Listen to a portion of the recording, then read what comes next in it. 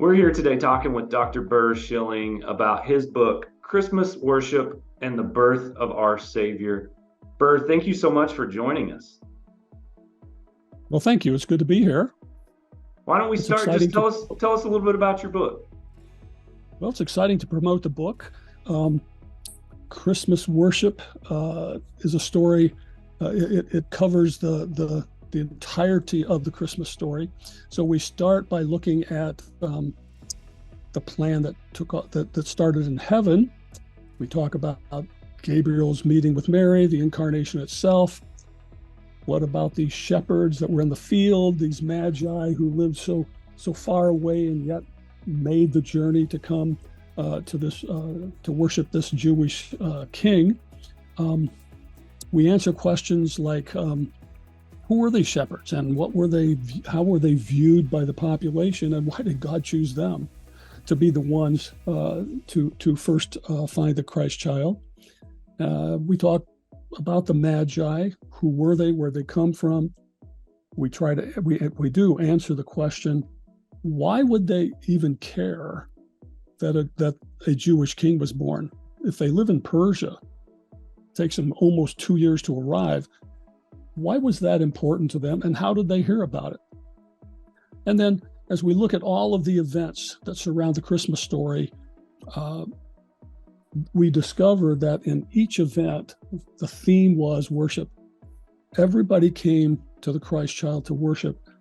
And so worship becomes the theme of the book. As we read the book, as we talk about the different aspects of the Bible story, worship becomes the theme.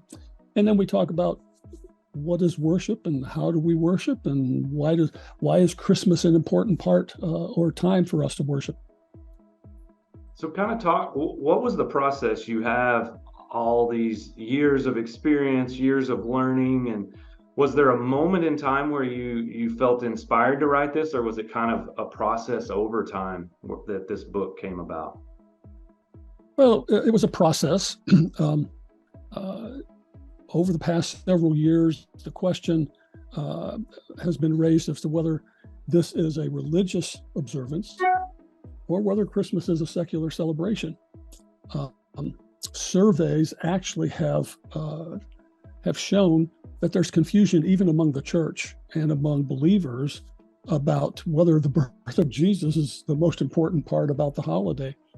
So, the holiday contains Christmas lights, Christmas music, bells, gift giving, family reunions, but all of that seemed to be displacing the true meaning of the celebration. And so I wanted to present the truth of the celebration. And of course, the biblical narrative is basically just tells the story. So I wanted to look behind the story. What's behind this that gives it a reality, gives us a reality to the story? So that's when we start getting into talking about who these shepherds were. I posed the question. The angels come. They tell them the Christ child's been born. The angels leave. The shepherds say, "Well, let's go see this." It's dark out. How do they find the right place? How do they know where Jesus is? They look for a donkey parked out front. So all of my mind works in a strange way. So, but all of this is a part of the story. And we tend to only think about the baby in the manger, and we have our little creche, our little nativity scene, and we put the magi there, and we put the shepherds there and there, and it's a beautiful little display on our counter. But what's the truth behind that? And the truth not only is that God gave us his greatest gift, but the truth is it demands some kind of response from us. And so I try to focus on the behind the scenes of the story.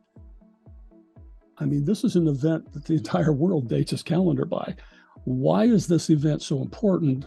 And what were some of the things behind the story? And of course, worship is the thing that covers the story. So that's why I called it Christmas worship. Yeah, just some fascinating questions. You've got my mind racing now with like what you said. How did they find him in the dark? What was so I think that's just fascinating questions that we sometimes just breeze past. As we're closing up today, anything else you would want to share with the audience about yourself or about your book? Well, I would suggest that likely the reader's going to find something out about Christmas they didn't know before. And it may surprise some people that worship's not an event, worship's not a service that we attend, but we talk about worship and we learn how to worship through the pages of the book. But perhaps the most important thing I think I can leave with my readers is there's a world out there who's aware of a baby in a manger, and we have that truth about that baby. And it's our responsibility to share that truth. So throughout the book, as we look at these different events that transpire, and we ask the questions that need to be asked and try to answer those questions, the overall theme is we come to worship the one who's brought life to the world. We know the truth. We have to share the truth. That's good. Yeah, Bur's book is available through his publisher, Covenant Books.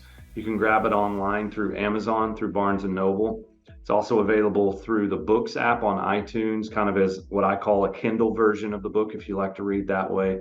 Again, it's Christmas Worship and the Birth of Our Savior. The Birth of Our Savior. You can grab a copy of his book, again, online. Thank you so much, Bur, for joining us. Thank you so much for the opportunity. Have a great day. Thank you. You as well.